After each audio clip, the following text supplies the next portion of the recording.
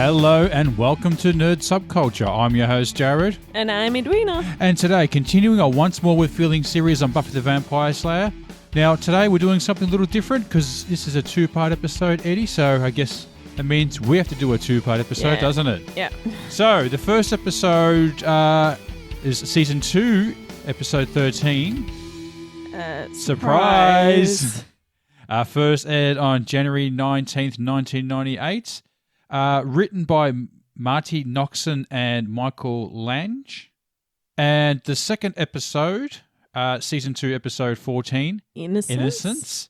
First aired 20th of January 1998 and written and directed by Joss Whedon. Yes. How were they? What was the date on both of them? Well, that was January the 20th, and the other one I guess was a week earlier. What did I say? Well, they aired on the same night. January 19th. Oh, so consecutive nights, I guess. Yeah. Oh, okay. Oh, actually, I think I was reading about that Monday, Tuesday night they were released on consecutively. Yeah. And then I think they went on like a slight, like a mid-season break. Oh, right. Okay. I think. I don't know, because this was sort of the time when I think this was when I was like fully hooked on the show. Right. Okay. I think this might have been the full hook. Yep. Over to you, Eddie. Oh, okay. Yes. This is a full spoiler podcast. I am a huge fan of the show, but Jared has never watched the whole series, and I'm trying to convince him it's worth his time. Indeed. Yes. And there's so much that happens in this this episode. Yeah, I guess so. Yeah. Yeah, this does sort of push the plot, the story along, I guess, a lot more than previous episodes had, just especially last week, I guess. So yeah. And yeah, this is definitely a top tier episode as well. Oh, is it? Yeah. Yeah. Yeah. Like this is what a lot of people say. This is when the show came into its own. Right. Like, this is when it found itself. Yeah. Found its footing. So, I don't know. I remember really, like, I can't remember the point when I first, like, because I definitely watched every single episode when it aired. And that was kind of a rare thing to do at the time. So. Yeah. Jared, had you seen this episode? No, but I think I've seen the angel transformation scene. I do sort of, I think I remember maybe seeing that, watching that with you or something years at some point. Yeah. I'm not sure when. But I do remember seeing that, like him like running out of the bed and stuff. But it's about all I remember from this episode. So I don't recognize anything from anybody else. So, yeah. So did you want to do the summary? All right, yeah, let's get into it, shall we? It's going to be a long one. Yeah, it is. Yep, it's a long one. Double episode. Buffy has a vivid dream where Drusilla dusts Angel, which she fears is prophetic, and realizes that Spike and Drew must still be alive. Buffy confides to Angel about her dream, but when her anxiety only seems to escalate, he kisses her. Buffy confesses that it's becoming harder to say goodbye, no matter whose bedtime it is. Angel agrees. Oz finally asks Willow out on a date. She accepts, but remembers the Scoobies are planning a surprise party for Buffy's 17th birthday and instead invites him to the party. Elsewhere, Drew arranges her own gala event, while Spike, using a wheelchair, directs his gang to collect scattered pieces of the demon Judge to reassemble for her present. Jenny Calendar gets a visit from a mysterious man who reveals Miss Calendar's gypsy past, and they discuss her responsibilities in ensuring Angel's continued suffering. The man orders Jenny to separate Angel from the Slayer. Jenny agrees, and she reveals that the man is her uncle. On the way to Buffy's surprise party, she and Miss Calendar intercept a piece of the Judge and bring it to the party, deducing Drew's plot. Following her gypsy orders, Jenny encourages Angel on his mission to prevent the dire consequences of reassembly. He must take the Judge's arm by a cargo ship to the remotest region possible. While Angel gives Buffy a cloud ring for a birthday during their tearful partying at the dock, Spike's vamps manage to steal the arm back. Later at the library, Buffy has another informative dream and takes Angel to investigate the factory where Spike and Drew have their lair. They discover the Judge is fully assembled and activated, and Spike and Drusilla capture and taunt the two, debating who will die first. They narrowly escape through the sewer system, then return to Angel's apartment, exhausted and drenched from the rain. And horny. And horny. Still suffering from successive threats of losing one another, Angel and Buffy confess feelings that each has been trying to suppress. They make love for the first time and fall asleep in each other's arms. Suddenly, in a flash of lightning and a crash of thunder, Angel bolts awake and runs out into the storm, calling Buffy's name in anguish. To be continued. Dun, dun, dun. So, 24 hours later. I think in Australia they might have done it all in one night. I'm pretty sure it aired back to back. Yeah. Oh. I'm surprised they didn't make you wait a week. The way they used to treat us with TV shows. It was shocking. They still treat... Oh. No one watches it anymore. Who've given up. Yeah, because they treat all these shows really badly. Yeah, I know. I'll get back to that. After making love with Buffy, Angel is racked with pain and his soul is ripped from him. In the street, he kills a passerby when she offers to help him. He goes to the factory to join Spike and Drusilla, but the judge attacks him. He's unable to burn him because Angel has fully reverted to the evil Angelus. It tickles. It tingles. Spike, Drusilla, and Angelus are clearly pleased to be reunited. Angelus vows to destroy Buffy for how she made him feel when he was Angel. While researching a way to defeat the judge, a demon with the power to destroy the world, whom no weapon forged can harm, Xander and Cordelia are caught kissing in the library by a jealous Willow. Buffy finds Angel in his apartment, not knowing that he is now Angelus, and he blows her off, laughing at her as she weeps. Jenny is chastised by her uncle, who tells her that if Angel has one moment of true happiness, the curse placed on him will be broken and his new soul will be taken from him. Perhaps Angel should have been told about the fine print. Yeah. Silly idea. And they cursed him. Angelus terrorizes Willow and the gang at school, emotionally tormenting Buffy. Later, as they discuss Angel's transformation in the library, Buffy realizes that having sex with Angel is what caused him to turn evil. Buffy has a dream in which Angel indicates that Jenny knows more than she's letting on. The next morning, Buffy confronts Jenny, who tells her that Angelus was cursed with a soul in vengeance for what he did to her people, and that her uncle has tasked her with keeping Buffy and Angel apart. When Buffy, Jenny, and Giles arrive at her uncle's home, they find that Angelus has brutally killed him, leaving Buffy a message written on blood on the wall. Buffy begins to accept that she has to kill Angelus.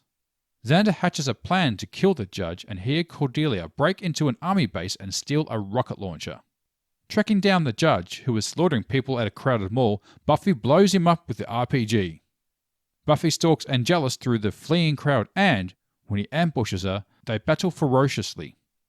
Reaching a standoff, Buffy is still unwilling to kill Angelus and settles for kicking him in the balls. Ow, my balls. Buffy blames herself for everything that has happened, but Giles reassures her that although she acted rashly, she and Angel loved each other and that Giles still supports and respects her. Later, Joyce lights a candle on Buffy's birthday cake and tells her to make a wish, but Buffy decides to let it burn while they watch a classic movie, Stowaway. The end. And all right, Eddie. And I should just let you know, Sunnydale got a lot bigger in this episode. A military base. There's a military base. Yeah. So now we have a zoo, a natural history museum, a college, shipping docks. I don't know where these shipping docks came from. Like, it's never indicated that they're near a river or the ocean. Yeah. Or the ocean. I guess it's not landlocked. And a shopping mall, which was introduced in the last episode, but I forgot to mention it. Oh, yeah. But yeah, we had never seen the shopping mall before. But was it actually called Sunnydale Docks, or were they just at a dock? Well, they can't be that far away. Like, Buffy doesn't drive. Angel doesn't drive. So they walked there. They walk everywhere. Okay, so everything's within walking distance. Mm. So not only is it, Sunnydale might be a big town with a lot of places, but are they all like next door to each other as well? I don't know. Just Buffy never like. Do they have an airport? It might come into it later. There might be an airport. Might be. All right. So there is a bus station as well. I suppose that's pretty. Oh, wow. A bus station. Oh, Jesus. Would you mean like a station as in like a little shelter people stand at? Or do you mean like a massive bus terminal? Like a big bus terminal. A bus terminal. Oh, yeah. okay.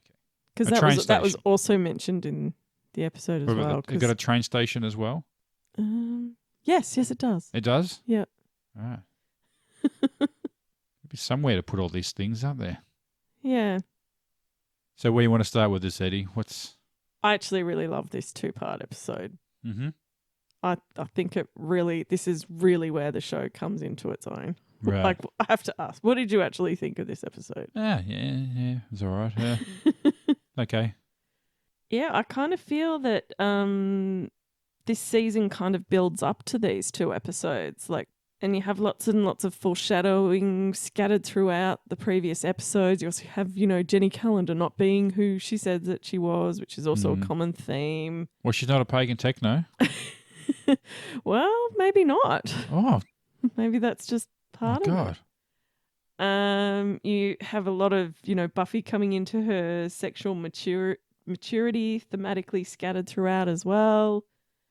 You have these episodes fulfilling the show's mission statement, which is high school is hell. And you have everyone's miserable. Everyone's just miserable. And you have the metaphorical your boyfriend turning into a monster. Yeah. Type thing happening. Like after having sex for the first time with a guy, they, turn into an ass. Yeah. You make you feel like you're being used. Yeah, yeah. Oh, you're just a trophy. Yeah. And that, a conquest. Like that scene when Angel, like the way that he talks to her, pretty much indicating that she was a lousy lay, like pretty much said she's a lousy lay, and then sort of calls her kiddo. Like making out that she's young and inexperienced, like calls her kiddo, and then pretty much says, "Oh no, it was real great. You're a real pro." Like, you're a pro. Like also, indicating that call her, say that she's a lousy lay and also a whore. It's hard to watch that. Yeah, yeah. It seemed like Angel was kind of loving it too. Yeah. Oh, and I do love Angelus as a character. He is just disgusting. He smiles a lot more though. Yes, he seems happier. Does. He's a happy guy. Yeah, he's a lot happier now that he's got no soul now. He's like, yeah, I'm loving this. Yeah. Oh, this is good. He loves being bad. He loves not having a soul. Yeah. And Angel and Angelus are 2 completely different people. Oh no, the sensitive guy, and you got the dick, Yeah, the dark, brooding, sensitive. Yeah, yeah. Are you okay? Reads French poetry in the dark, shirtless. And turns his back when you're getting undressed. A real gentleman. Yeah. And Angelus is just like, show us your tits, love. Yeah, get them out. Put them on the glass. Yeah.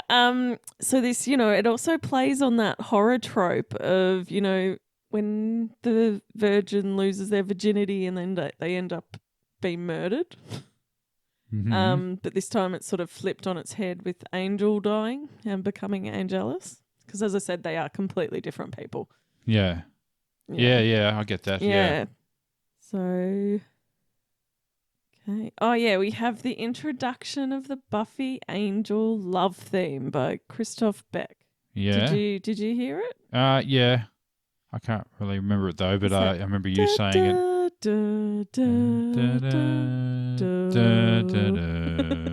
No, you started doing the Terminator.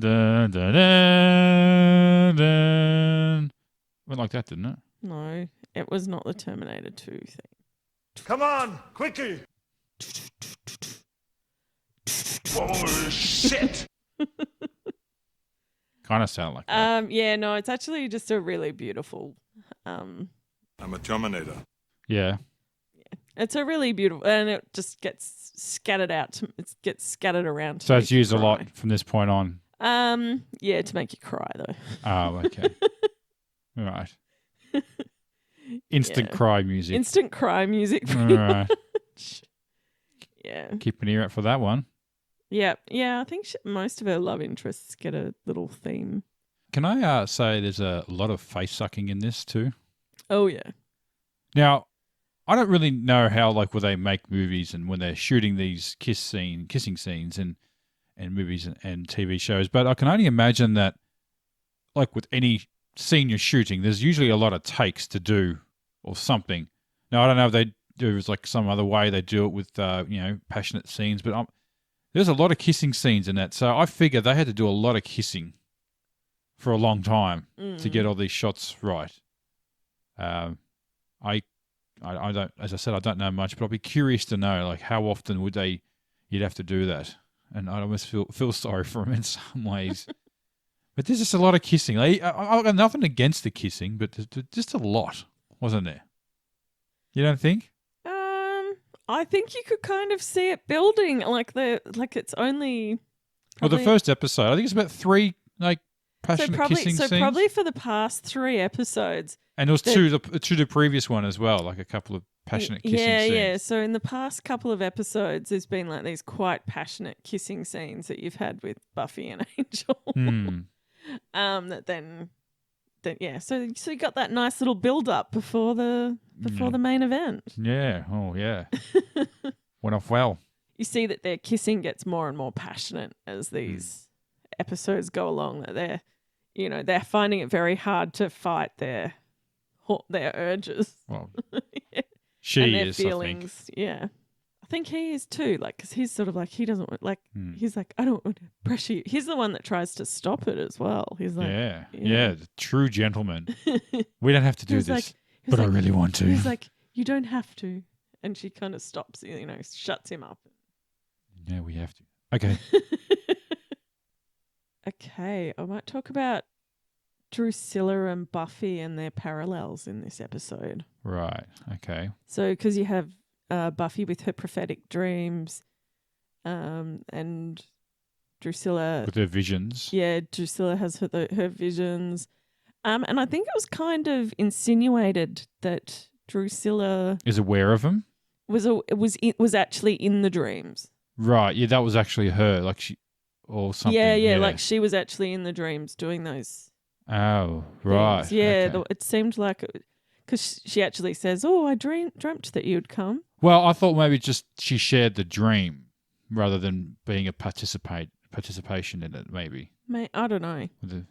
Yeah. I don't know. There's There's a lot of.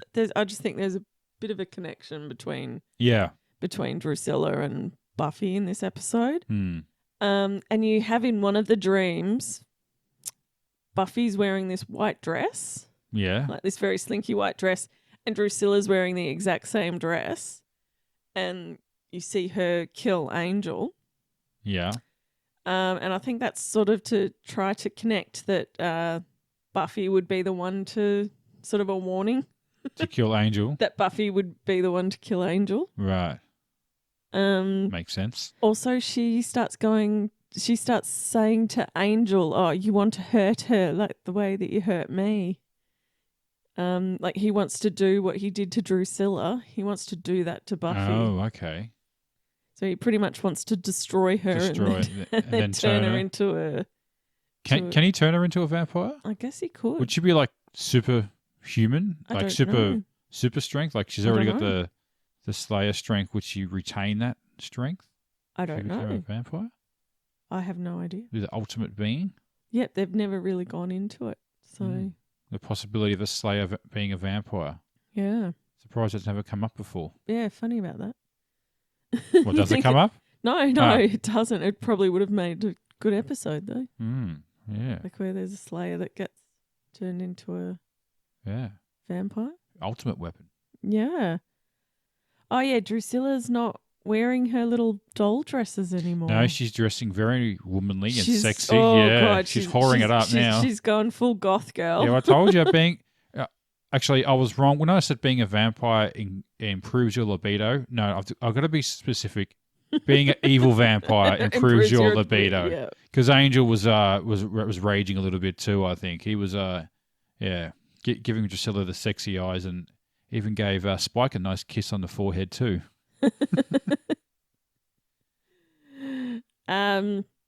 Yeah, she's wearing the sexy outfit, the corset things. Yeah, she loves her corsets and her lace. Oh, that's just a vampire thing. They're always wearing corsets, aren't they? Yeah, pretty much. I think from now on, you only ever see her in black and red. Right. Oh, Yeah. very sexy color red. Yeah. Yeah. Yeah, but you also see that she's quite she's quite strong again. Like she's not all weak and meek the way that she had been. Yeah. She's still not entirely there. Yeah, she's about 98, 90, 95%. Or maybe more like 90%. Yeah. Because she starts freaking out about the roses. The flowers aren't right. Like she starts freaking out about the flowers the flowers are all wrong. Yeah. Vampire mental health is a real issue, I think. Yeah, they haven't quite got her meds right. And then she's gone a bit weird with the guy with the glasses. She went all a bit weird with him. Oh, no, I think she's just been evil vampire boss. Okay. She's just been a boss bitch with him because he lost her. Well, You failed me the last time speech. Yeah, pretty much. But then, he had another chance to get it back, and he did get it back. Yeah, and they rewarded him, didn't they? Nope. Oh. He got killed. Yeah. Promptly killed by the judge. That's right, of course. You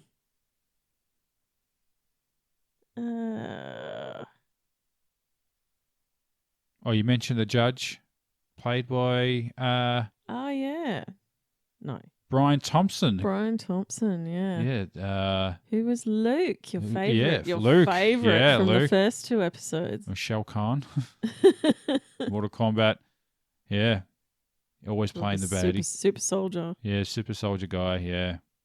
Oh no, sorry. That was X-Files. Alien bounty. Alien bounty hunter. Bounty hunter. Yeah. My next talking point would probably be on Jenny. I don't think they ever planned on having her as a spy. No, you think it was kind of shoehorned in, was it? I really felt like it was kind of shoehorned in. Because you never even see her. I think other than the Dark Age where Buffy and where Angel saves her. Yeah. They barely have any screen time together, and she's like in order for it to really work for her to be a spy, she needed to have just done something, some little thing. Yeah, but also the idea doesn't make any sense. Like that, her uncle is sort of having a go at her, for letting this happen. But what was she meant to do? All she said was that all he said that. Well, yeah, again, I think her mission was pretty vague. Well, yeah, she meant to stop Angel getting happiness, but how was she meant to do that? Like, how was she meant to stop But she wasn't even told about that. She wasn't told about the whole thing as well, what the whole curse was. Like, wouldn't that be helpful to her job? Yes. So she was told to do a job, wasn't told really why to do it or how to do it. I don't want to and then chastised for not doing it properly. I don't want to be super racist. Yes. Famous last words. Go on. A gypsy's renowned for this sort of curse. A gypsy curse is a thing. No. But look, the gypsies I've met just would not be capable of. They wouldn't. They would not have bothered. Yeah. See, gypsy's kind of a broad term though. Like it's. Like, because you have like the British gypsies. Now, they're not travellers. Really. They're nomads. They're people who live on the road who tend to not have like a fixed abode. But they've got their own and have their own sort of culture, basically, and their own sort of code. They have their own society. Yeah, they're people who sort of live out of our society and have their own customs and virtually have their own law as well in some ways because they don't really have any fixed abode. They're not sort of tied to any sort of constraints or anything like that.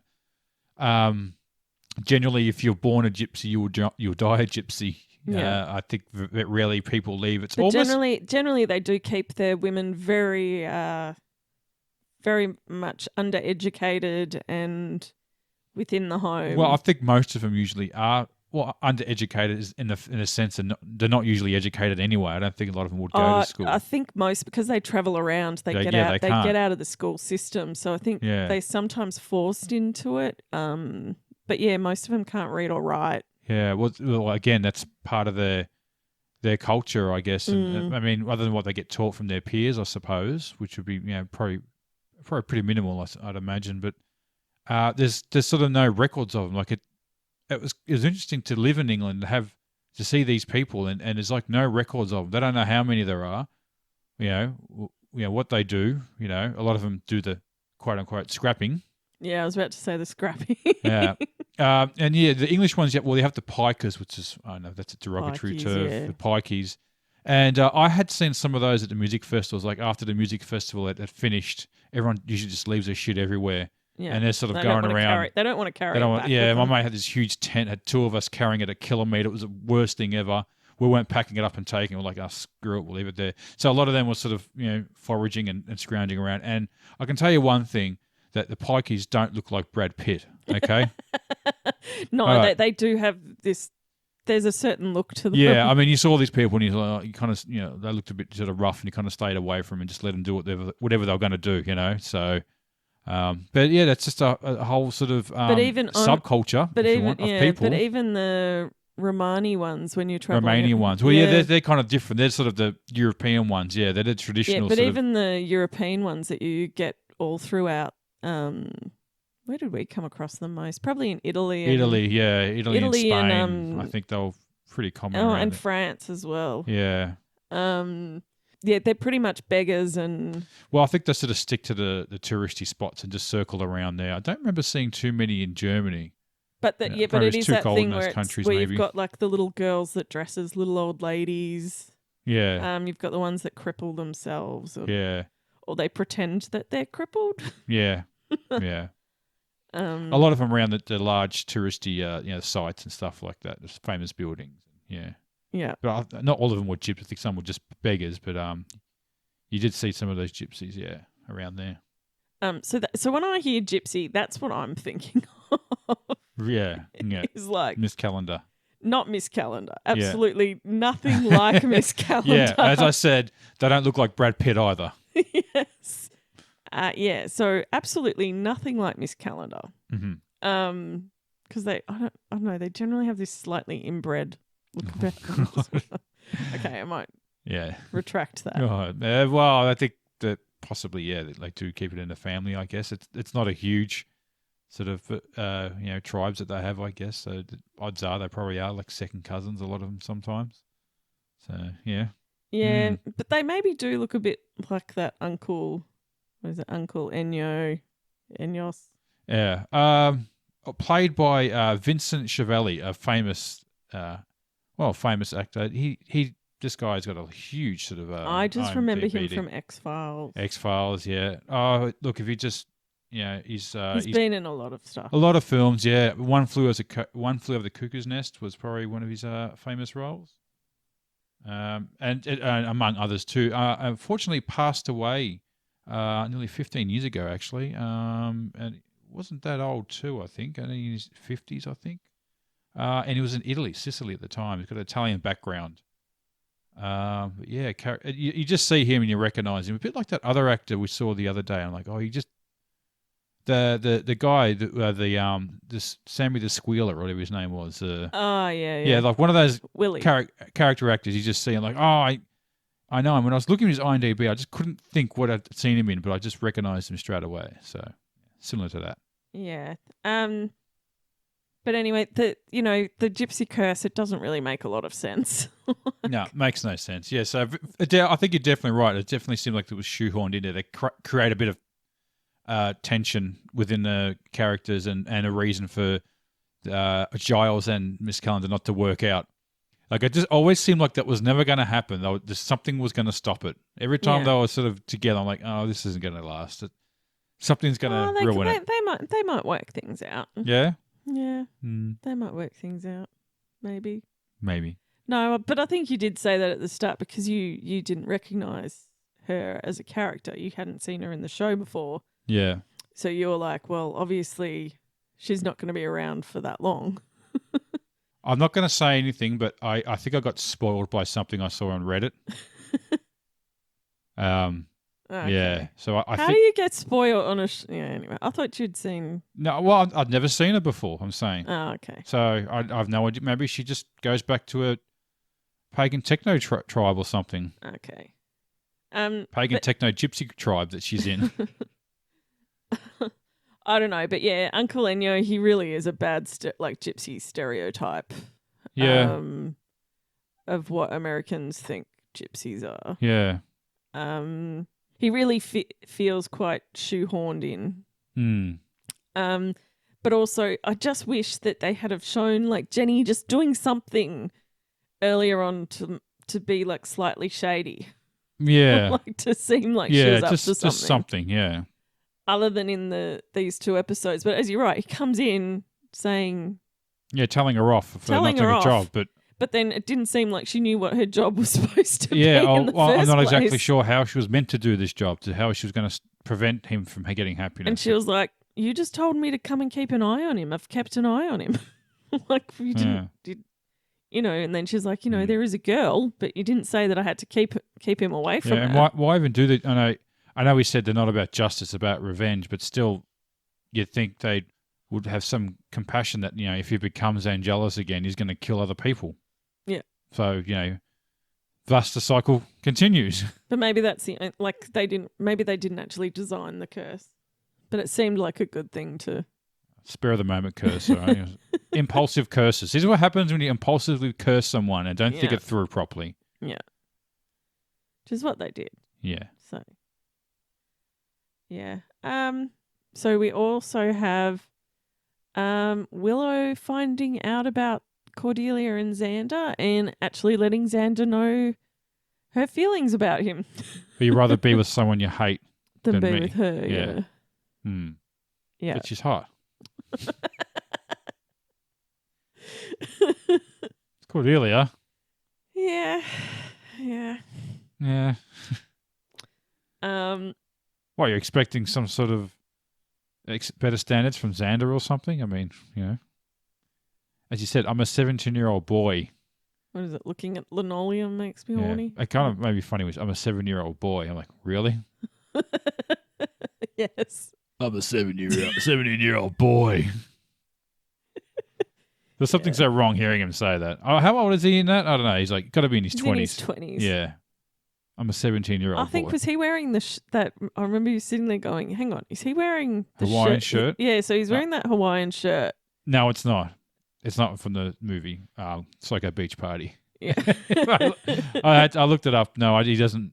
He wears some shirts, but nothing like that. Okay. We suspected whether or not he was wearing a shirt from Psycho Beach Party. Which is a great film if you haven't seen it. Yeah, it's a fantastic movie. We rewatched it recently. I hadn't seen it in a long time. But I remember, I had it on DVD. I don't even know if you could download it or it's on God any knows where streaming. you could find it. I don't even even know where. it. I don't know where you would even find this movie. But I think I bought it in a bargain bin for like $5 because I saw that it had Nicholas Brendon in it. And then watched it, and I was like, "Oh my god, this is amazing!" And it has Amy Adams. It has Amy Adams in it. Amy Adams is in it. Yeah, there's a few. Like it's an all-star. Oh, what's the other girl? Davies. Kimberly Davis. Kimberly Davies. Yeah. Yeah. Doing her Marilyn Monroe impression. Yeah.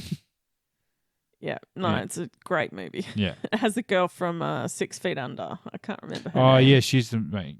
No, she's not. Is she the main character? Yeah, she is. Yeah. And the guy from Dharma and Greg. Oh yeah. Greg. Greg. No, he's the big kahuna. Big kahuna. Big kahuna. Kahuna. Yeah, no, it's a really great. Was she Groovy Chick? No, what's she? Chiclet. Chiclet, yeah. So, yeah, it's sort of a piss take on the Gidget movies. Yeah. Yeah, sorry, going off on a... Yeah, sorry, that's all talking right. about a tangent. You haven't seen it? Go watch it.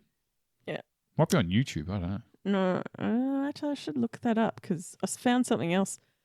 What was it the other day? I was trying to work out where you could see, the movie Bad News. Yeah, that's on YouTube.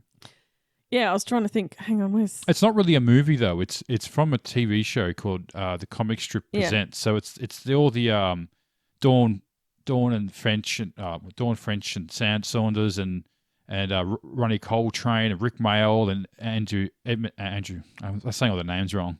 You know what I'm talking about. Basically, those English young comedians that when they were really young, yeah, they had this show called Comic Strip Presents, and that was just a segment they did called Bad News. Like they did other ones. Yeah. And completely weird. The young ones guys, and bottom. So that was just one episode they did on that. 2. Well, they did a follow up on They it. did Yeah. a follow-up. They had to do a follow up because it got pretty popular. That yeah. Yeah. And I was trying to find. I was thinking, oh, where would you see that? And I looked it up, and it was on YouTube. Yeah, it's on YouTube. Yeah. The way that you have Oz and Willow's relationship developing in this episode. Mm-hmm. So Oz finally asks her out in the best way possible. Oz just does no wrong. And then he rejects her in the sweetest way possible I've ever seen. Yeah. Oh, and she wanted him to kiss. Yeah, she's like, "Do you want to kiss me?" He was like, I can't remember the lines exactly, but he's pretty much no, because it's shallow, and when I kiss you, I want you to be kissing me for the right reasons. Right. Yeah. Because she wanted to make him jealous. Make Xander jealous. Yeah. So he didn't want to kiss her for shallow reasons. So I thought it was very sweet. Yeah. Good on you. Good on you, Oz. But you also have like Willow doing her big cry. What do you call them? Her big baby brown crying eyes that she does that are just so heartbreaking when she does them. Mm-hmm. As she's storming off from Xander. Yeah. Bastard. I honestly don't think he did anything wrong, but Yeah. but well, he knew her feelings for him. He's just complicated.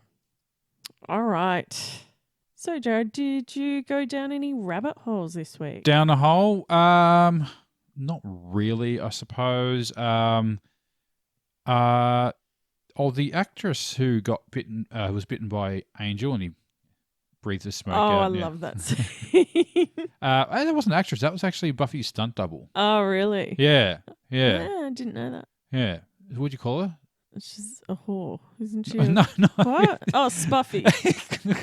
She's not you a harsh critic. Spuffy. Spuffy. Yeah, you call it Spuffy, her stunt double. Yeah. Stunt Buffy. Yeah, stunt Buffy. Yeah. Spuffy. She's not a whore, though. No, but she's playing a whore. Isn't she meant to be like a hooker or something? Oh, just a girl standing outside smoking a cigarette in the street. Well, are you a in harsh an critic? alleyway. In an alleyway. In a dark alleyway. You looking for some company, honey? You all right there? So her husband or the actress, I should say, Spuffy. Her name is Sophia Crawford. So she does all the Buffy stunts. Prolific stunt woman. Pretty much, everything from Power Rangers to there's a remake of Kung Fu in 1994. Oh yeah, that's right. The legend continues. Sheena. I don't know what that is. But she's married. Her husband is the stunt coordinator of the show, which led me to he did stunts for a movie called A Time Cop 2. And I'm like, oh my God, there was a Time Cop 2? If you're not familiar with Time Cop 1, it was a Jean-Claude Van Damme movie released in the early mid-90s. Not one of his great classic films. Had some pretty cool special effects in it. There's this, whenever they time traveled through the wave thing, it was like him walking through a pool, like standing up. I know there's some pretty cool action scenes in it. Not really something I'd recommend to anyone. If you like Jean-Claude Van Damme, you might like this movie. It's not, as I said, it's not one of his greatest. Does anyone actually really love Jean-Claude Van Damme? I like his movies. Yeah, I like him. I'm not going to go out of my way to watch him, but and there was a sequel made about 10 years after that, starring Jason Scott Lee as the main character. And then I found out there was a TV show made of Time Cop. I no idea. It's funny.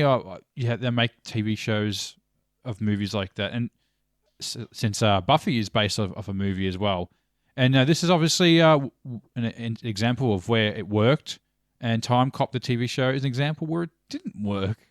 You showed me a clip of it, and I was like, I probably would have watched it. Yeah. I don't know. It looked like garbage, to be honest. So, so I'm just going to play the intro of it on here now. The year 2007. Time travel is a reality. 2007. It's fallen into criminal hands. With history itself at risk, the United States has formed the Time Enforcement Commission, a top secret Tech. agency responsible for Time policing Enforcement the temporal Commission. stream.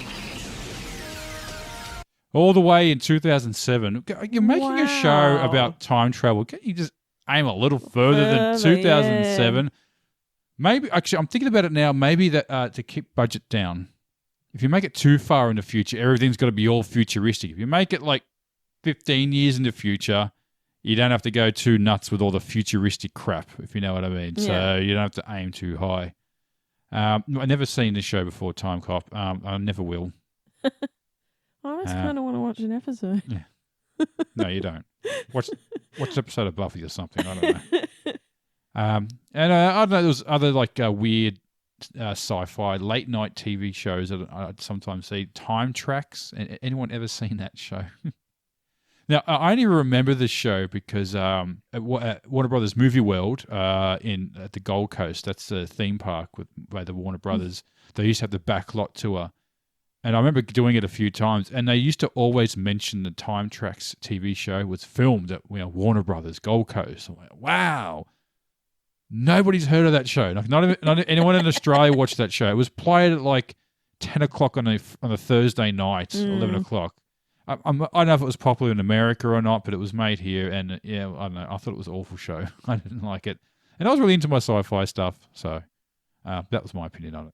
Yeah. All right. Did we want to get into question time? I think it is question time, Betty.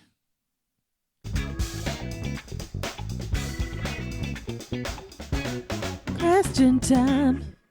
Answer the question. Which character was your favorite? I liked Angel in this episode. I really think he was sucking the scenery, if you know what I mean. So you have to call him by his new name. Angelus. Angelus. Both of them were pretty good. Yeah. I really loved seeing Spike and Drusilla again, and the new Drusilla, The new Drew. I just love her. This is the new Drew.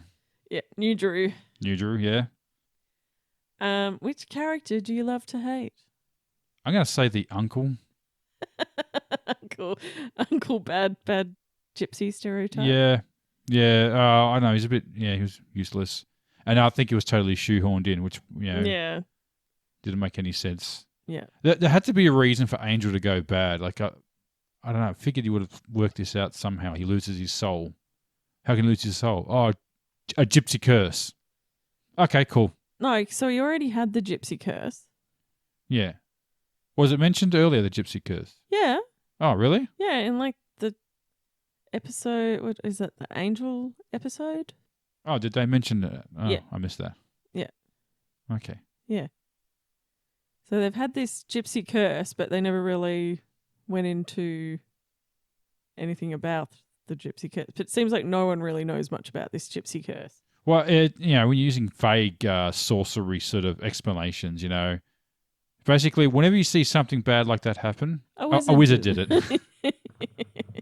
Yes, always blame the wizards. Exactly. Yeah, so I'll go with the character I love to hate is Angelus. Angelus, okay, yeah. A kick in the nuts for him. Ow, my balls. What was the most... Excuse me? What was the most memorable fight scene? The Buffy Angel fight at the end. Where she kicks him in He the kicks him in the balls. Gets kicked in Ow, my balls. That's one of those scenes where you just want to jump up and cheer. Yeah! Kick him in the nuts. So why would that hurt a vampire kicking them in the nuts? Well, I'm trying to think. Why? Yeah, it would. Probably Okay. because it's still a sensitive body part. Yeah, I You'd think she'd do it a bit more often though. Yeah. Yeah, I'll probably go with like the fight scene in the school. Like where he sort of he kisses her so hard and kind of like, I don't even like almost karate chop kisses her. Like Knocks her to the ground. Yeah, he sort of like almost headbutt kisses her and she goes sort of flying to the floor and she's she kind of sits there a bit dazed afterwards, Yeah. like with this sort of, what do you call it, that 1,000-yard stare. Like she just, Yeah. she's a bit broken. LOL moment. I had a couple, both involving Angel. Yes. First thing you do when you come bad, you start smoking. Yes. So him biting her neck and Breathing it out. Yeah, that's a pretty cool scene. And then him kissing Spike on the forehead. It's like, oh, you just bloody things lapdog. Like, I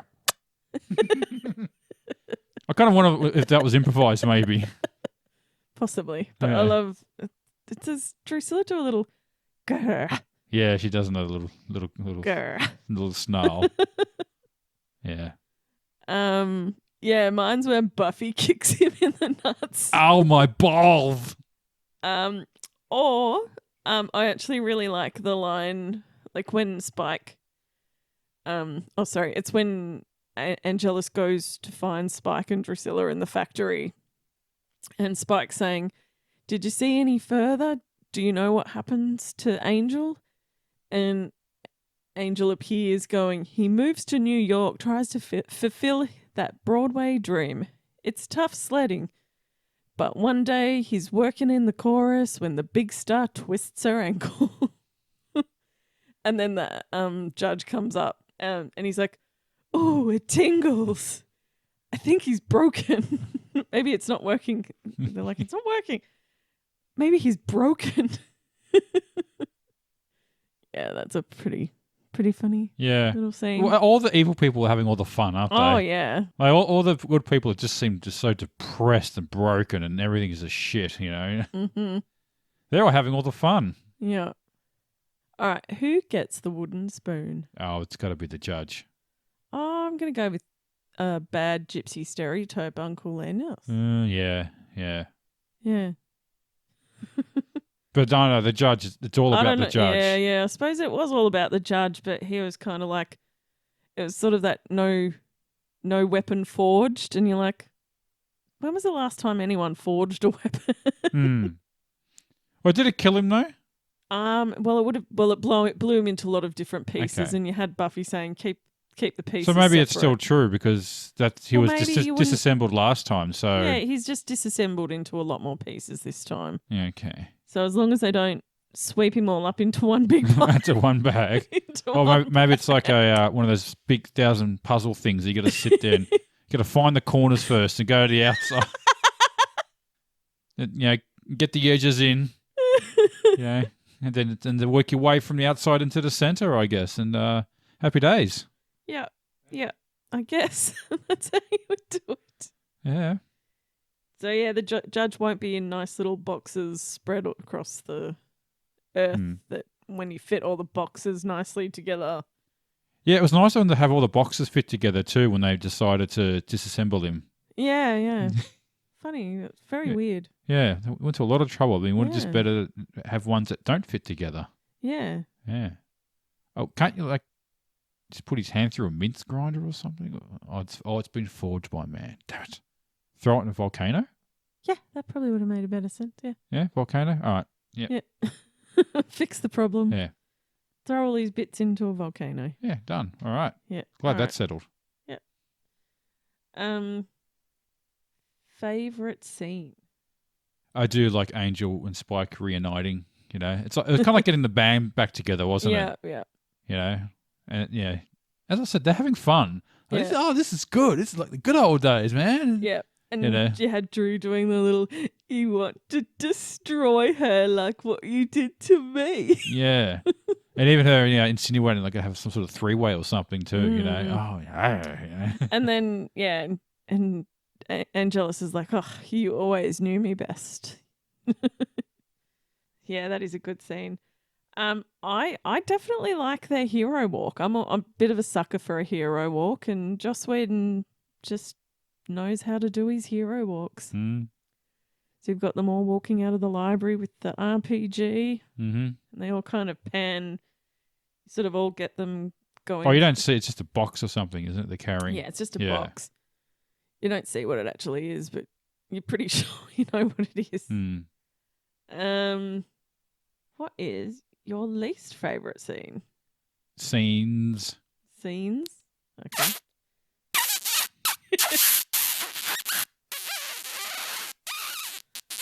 Is it the kissing scene or the sex scene? What sex scene? There was this. Yeah, I know. It's done all arty-farty, so that you Yeah. sort of only see Yeah, I don't know. There's some sheets moving or something. some I don't sheets moving. know. Oh yeah, I don't know. Just the kissing. There's lots of kissing scenes. You know. Yeah, I don't know. Yeah. You didn't tell me this is a kissing show. Oh, don't worry. We'll kiss. We'll skip all the kissing next time. Yeah, I don't like when Angel is being really like he's pretending to be. So Angelus is pretending to be Angel Yeah. back in the apartment Yeah. and acting like Buffy's was horrible in bed, Hmm. and he's No, yeah, he didn't say shit. She was a pro. That's a compliment. You were a pro. just that whole scene is disgusting. Yeah. Disgusting, Angelus, and but it works. It destroys her. Like Yeah. Yeah. she's very, very upset by it. Did well. Yeah. Okay. Hello, cutie pie. Okay. Favorite quote. Short one. He's a wanker, but he's the only one with half a brain. Now you were saying when he said that he's like Americans never use the word wanker correctly. Yeah. I think they maybe sort of did with this one, but generally they don't. I feel I don't think anyone really says wanker anymore. You say it a lot. Do I? Yeah. I don't know, but you call your friends wankers. Yeah. I don't know. I don't really. Do I? I don't think I really say it that often. I usually say something's a wank. Okay, yeah.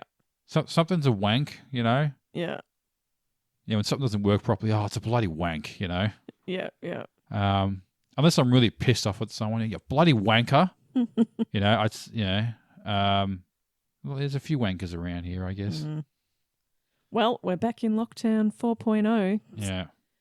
So our government is being a wanker at the Yeah, moment. it's a real wank. Yeah. This whole COVID thing's a wank, if It's you a understand. massive It's a wank. big wank. Big wank. No one's happy. No. I've got to homeschool and work from home.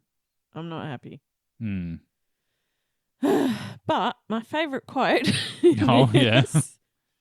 My favourite quote. Spike's like, "Are you feeling better, love? Or are you feeling better then?" Drusilla's all, "I'm naming all the stars." Spike responds with, "You can't see the stars, love. That's the ceiling. Also, it's day." Drusilla's like, "I can see them, but I've named them all the same name, and there's terrible confusion." No. Yeah, no, yeah. I knew it was going to come up. Pure poetry coming out. Oh, of it there. is. Oh, it's just. Oh, you just want to pure do your poetry. Drusilla voice. Any Oh. excuse to do that. Well, she's not in the show forever, so I Oh, have to do it for as long as I can. okay. Well, Okay. Best Cordelia freakout moment. it was probably the only one. In the locker room, or when she's Xander's asking, if they could go to the party together as a couple, when she's like, no. What does she say? Something along the lines of like, he'd be embarrassed. He won't be embarrassed to be with her, but she's embarrassed to be with him. Yeah. Yeah, that's something like that. I had a feeling you might have had the same one, so I didn't bother writing it down. No, I don't. I'd have a different one. Yeah, I can't remember what she said, but yeah, it's something pretty mean actually. It's okay for you to admit it because I'm really cool and you're not. Yeah. Yeah. Yeah, mine is her going, "This is great. There's an unkillable demon in town. Angel's joined his team. The Slayer's a basket case, and I'd say we've hit bottom." And then Xander says, "I have a plan. Oh no. Here's a lower place." All right, who is the MVP of the episode? You'd think I'd say Buffy, but no. It's Xander. I was going to say Xander. Yes, Xander is the Xander MVP. is the MVP of this episode for getting the idea to yeah, kill the judge. and saving Willow.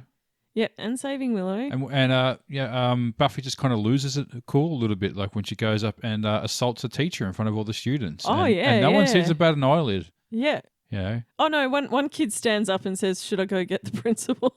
Oh, and Joel's like, no, No, I'll be fine. No, it's all right. But she like fully walks up. She grabs her by the throat and pushes her down onto the desk in front of everyone in the classroom. Like that would be, you are expelled, love. Oh yeah, God, assaulting a teacher.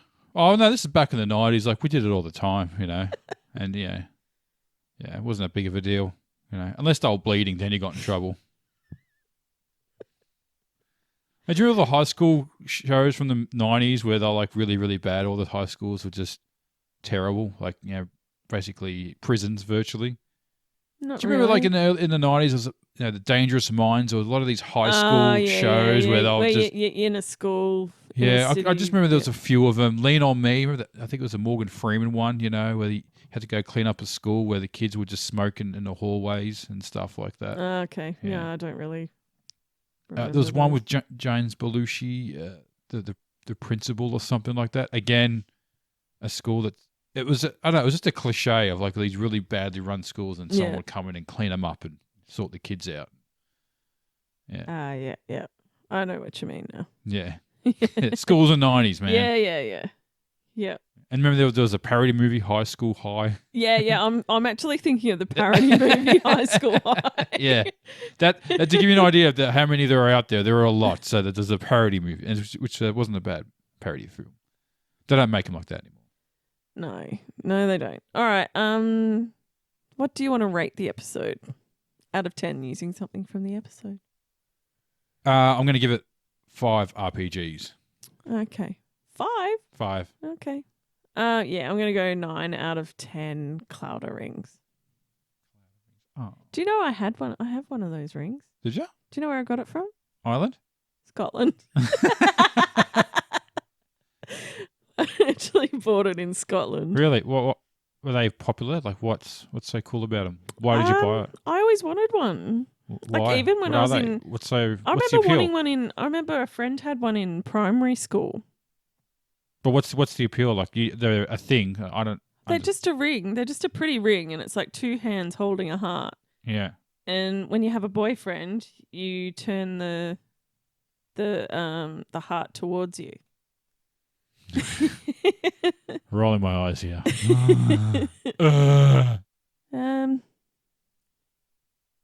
Ready to go? Call to action? Yeah, I think let's wrap it up, Eddie, for another episode. You've been listening to Subculture. I'm Jared. I'm Edwina. And if you like what you hear, then be sure to like, subscribe. Comment on... We are on the socials, so you can find us on Twitter, Instagram, Facebook, TikTok. I did say Twitter. Yeah, YouTube. All right, so take care. All right, bye.